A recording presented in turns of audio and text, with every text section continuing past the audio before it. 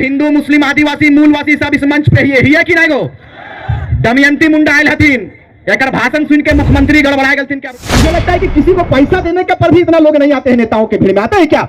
नहीं आते हैं। लेकिन आपने ये संकल्प लिया है और अपने आप को संकल्पित किया है कि राज्य की गाथा को लिखेंगे और भविष्य में 2024 को ऐतिहासिक बनाएंगे और सीधे आवाज दिल्ली तक पहुंचाएंगे। आज आपके बीच में संजय भाई हैं, हम लोगों ने गिरिडीह की तैयारी कर लिया है और जयराम से पूरे सिस्टम को बनाएंगे।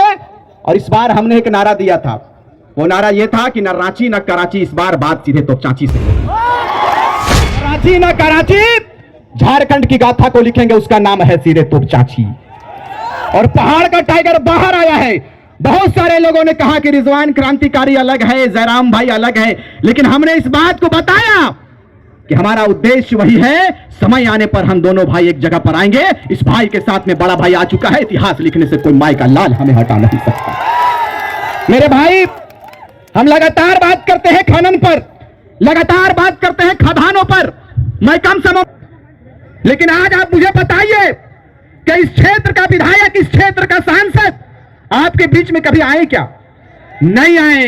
क्यों आएंगे? उनकी मानसिकता यह है कि झारखंडियों को ठगेंगे, झारखंड के लोगों के बीच में दारू मुर्गा आम करेंगे और झारखंडियों का वोट लेंगे। अबरी भैवेल दबाकने की इस बार एकदम नया भैवेल दाना है। हिंदू मुस्लिम आदिवासी मूलवासी सब इस मंच पे ही है कि नहीं गो दमयंती मुंडा आयल हथिन एक भाषण सुन के मुख्यमंत्री गड़बड़ा गए कि अबरी तमार के की भेते। हम कहलिए कि तमार ही नहीं, 81 विधानसभा पर खलबली मचाएंगे और सीधे जयराम महतो को सीधे मुख्यमंत्री बनाएंगे और राज्य के सिंहासन को हम लोग कब्जा करेंगे। यही तैयारी हमारी है। क्योंकि एकरा लागले मुख्यमंत्री के लागले हमार बहिन गिला हथिन मंच पे, रूपा जी हथिन, हमार सब दीदी सब हथिन, सब हिम्मत देखलेथिन और कहलथिन कि हमनी चूड़ी पिंधे ले जाना ये तो तलवार और कुल्हाड़ी उठवे ले भी जानत रहे। ये है तैयारी तोरा करना हो। हमार माता सब आयल हथिन, हमार माई बहन सब आयल हथिन, चूड़ी पिंधाथिन तो की परिवर्तन आवे है ना मालूम, लेकिन यही मात्र शक्ति जब जब हथियार उठाती है, जब जब तीर धनुष उठाती है, या तो झांसी की रानी कहलाती है या फूलों की झानू कहलाती है। यह तैयारी के साथ में आप घर जाइए। लोगों ने कहा आपको कि शिक्षा पर राज्य सरकार काम कर रही है, लेकिन शिक्षा पर काम कर रही है क्या?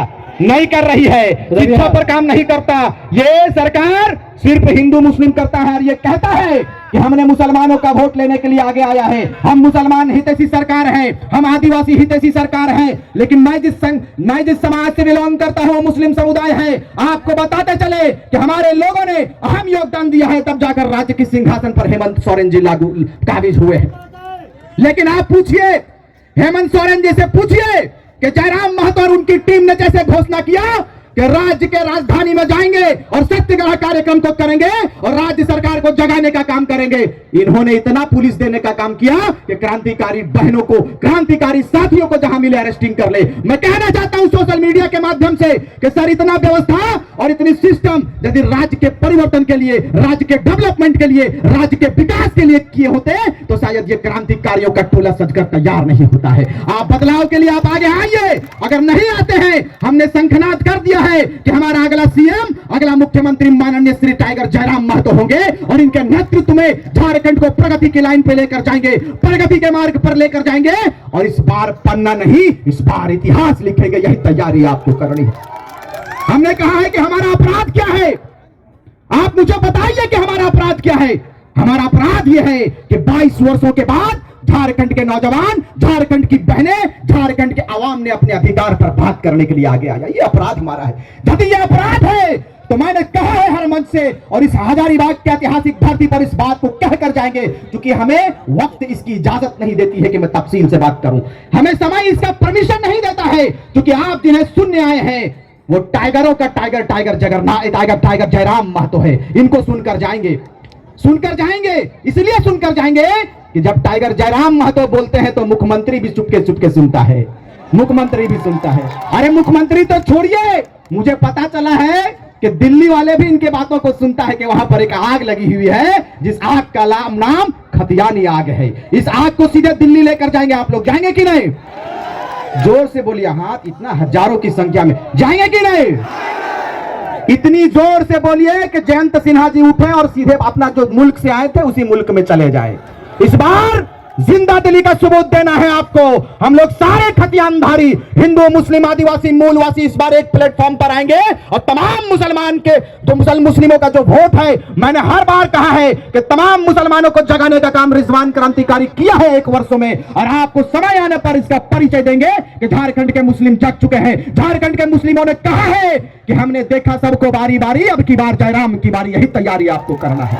इसीलिए कम समय में सिर्फ इस बात को कहेंगे कि आप लोग तैयार रहिए और तैयारी ऐसा कीजिए जिसकी पहचान सीधे दिल्ली तक होना चाहिए। कम समय में सिर्फ इस बात को कहेंगे कि हम लोग युवा हैं और आप भी युवा हैं, जिंदा दिली का सबूत दीजिए 2024 में, जो 2024 के जनवरी माह में है। और इस बार लोकसभा में आप ऐतिहासिक मतों से अपने कैंडिडेट को चुनकर बिताएंगे। जो शीर्ष नेतृत्व का आदेश होगा, जो शीर्ष नेतृत्व कहेंगे उन पर आप लब्बाइक कहने का काम करेंगे, उन पर आप जय जय झारखंड कहने का काम करेंगे और अपने कैंडिडेट को भारी मतों से विजय बनाकर सीधे दिल्ली भेजेंगे। भेजेंगे कि नहीं?